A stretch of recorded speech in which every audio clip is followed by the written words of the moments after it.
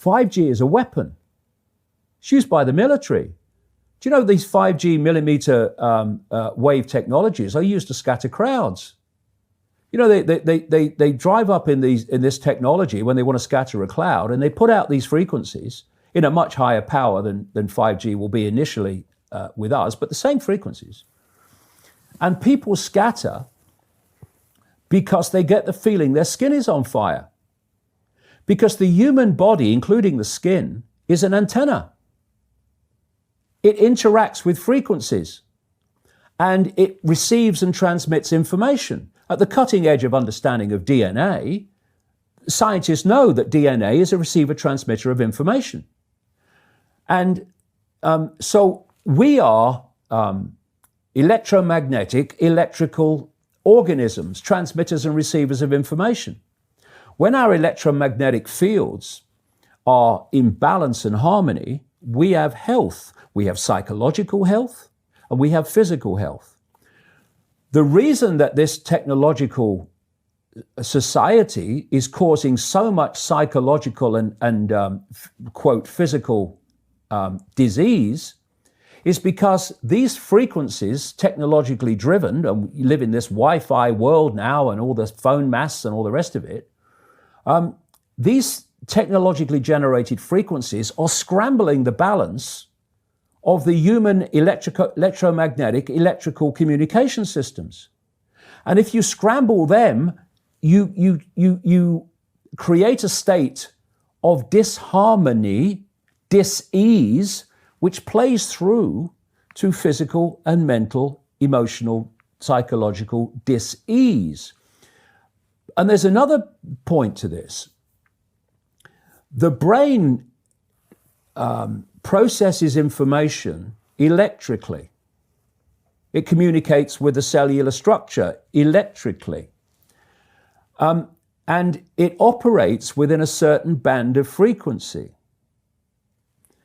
If you can broadcast frequencies carrying information, this technology has long been known, carrying information and perceptions within the frequency that the brain decodes information, the brain will decode those frequencies and will have those perceptions. You can externally, even without connection to AI, although that's the piece de la resistance, if you like, that's the kind of holy grail.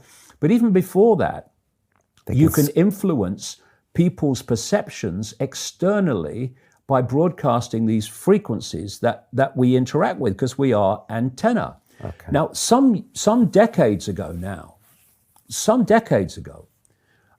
there was a guy who worked out the frequencies of different emotional states. This is long ago. I mean, it's very, very sophisticated now. So every thought, every emotional response is a frequency. It generates a frequency, and it is of itself a frequency. Hate is a frequency, and it's different to love. You know, when you are in a room and there's lots of aggression and conflict and hatred, you feel it. What do people say? Oh God, you can cut the atmosphere with a knife in there. That is because the frequencies of hate and conflict have been so generated, they have changed the electromagnetic field of the room. Okay, so 5G is going to be weaponized against us potentially. Yeah, but the point being that they worked out the frequencies of various emotions, including rage and what have you. And basically, they can play across a community these frequencies without anyone knowing, and it starts to have an effect, and it starts to build rage, it starts to build anger, and people might not realize why they're feeling it, but they start to feel it. And then what they do is they trigger that with an event, maybe some guy is attacked by the police or something, or somebody's arrested for something they didn't commit, and now there's the trigger. The blue touch paper's been lit of this manufactured frequency-driven rage, and you have mass riots and what have you, and people do things that they wouldn't normally do. And you can make people depressed. You know, the American military, they've admitted this. They have technology that fires frequencies at the enemy that basically breaks the enemy's spirit so they give up and put their weapons down. This is the technology we're dealing with. Now, you take that into account and then you think of 5G. First of all, 5G doesn't travel well because of the nature of its frequency. So instead of big towers, as we have now, broadcasting these frequencies long distances, it won't do that. And it doesn't go through solid objects, what we call solid objects, very well either.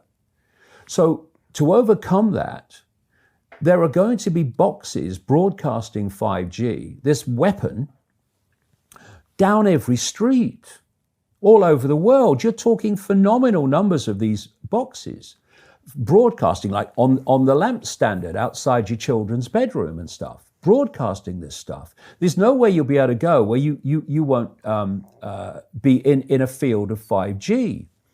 And another interesting thing, I don't know whether you've noticed this, but the story broke, first of all, in Sheffield, when the council started cutting down literally thousands and thousands and thousands of mature trees in urban streets. And there were big protests about it. You know, Sheffield claimed to be a green city, but all these mature trees were coming down, thousands of them. And my brother, he works as a call-out bus mechanic. So a bus will break down, they'll call him, he'll come down and fix it on the side of the road. So he's traveling all the time. And he's saying it's amazing how many mature trees are being cut down. Overwhelmingly in urban places. Now, the worst nightmare, I'm not saying cause and effect, but I'm saying think on it. The worst nightmare of 5G in a street is mature trees, because it can't get through them. They don't want urban trees for 5G because it won't go through solid objects very well at all, and it doesn't travel far. So we're going to have this explosion of 5G transmitters. And then, going back to what I said earlier, and they've admitted this too, there's going to be like 20,000 satellites up there beaming 5G at the Earth.